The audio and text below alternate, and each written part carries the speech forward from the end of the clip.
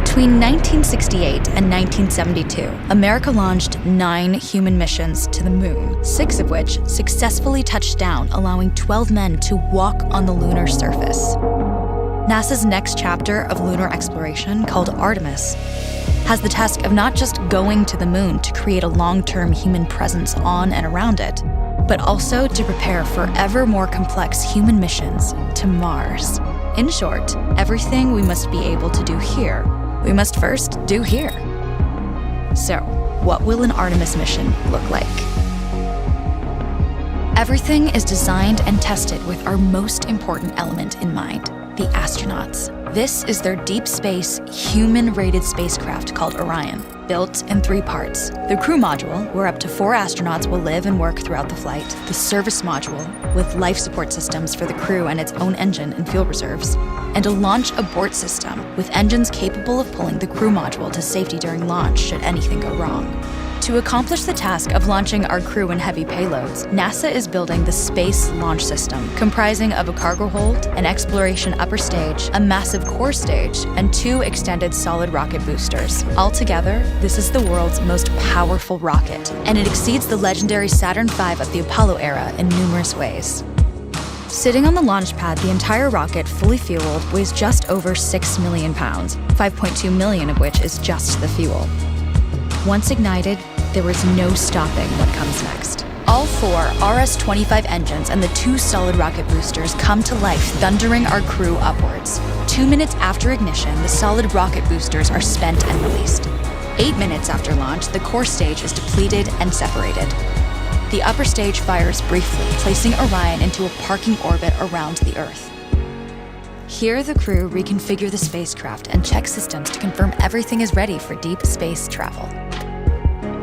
With a go from mission control, the crew reignite the exploration upper stage engines to leave Earth entirely. The exact timing of this maneuver is critical to reach a speed that can escape Earth's gravitational pull, but also put Orion on a course that will intersect the moon days later. Once this burn is complete, the upper stage of the SLS is jettisoned and the crew aboard Orion coast for several days toward all that awaits them at the moon. Approaching the moon, we see the fundamental differences between Artemis and Apollo. Instead of requiring Orion to serve as an expendable lunar command module or to carry a constrained lunar lander, the Artemis missions will take advantage of a different approach: pre-staging. Everything needed for lunar missions will be positioned in advance by commercial and international partners. This includes rovers, science experiments, and human-rated systems on the surface. But it also includes a dedicated lunar station in orbit around the moon called Gateway. Here at this station, we can pre-stage a robust lunar lander and establish a strong communications relay. Designed with open standards, the Gateway can be expanded as new missions and partnerships develop, allowing multiple human missions on the moon at the same time and enabling ongoing science to be conducted even between human missions. The Gateway is also capable of adjusting its orbit to allow access to every part of the moon, something the Apollo missions could not do. But the real key in this approach is placing Gateway in a unique halo orbit to perfect the maneuvers needed for Mars missions.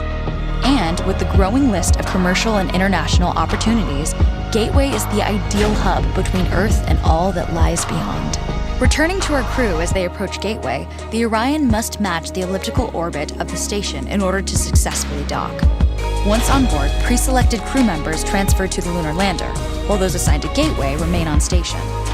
The lunar lander system itself is built for 3 unique steps: descending from the halo orbit of Gateway down to a low lunar orbit, descending from low lunar orbit to the surface, and once the lunar mission is complete, launching from the surface of the moon and ascending all the way back to the orbiting Gateway.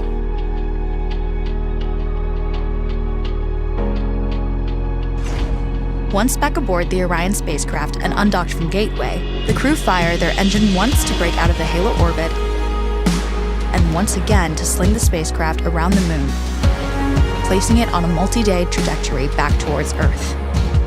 As they near the end of this journey, the service module is released, and the crew module is oriented heat shield first.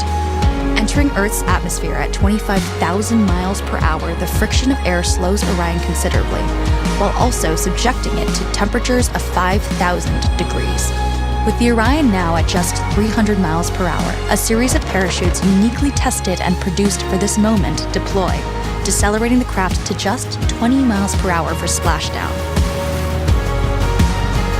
With each successful mission, Artemis ushers in the next wave of men and women to explore our moon and prove that together we are ready to go beyond.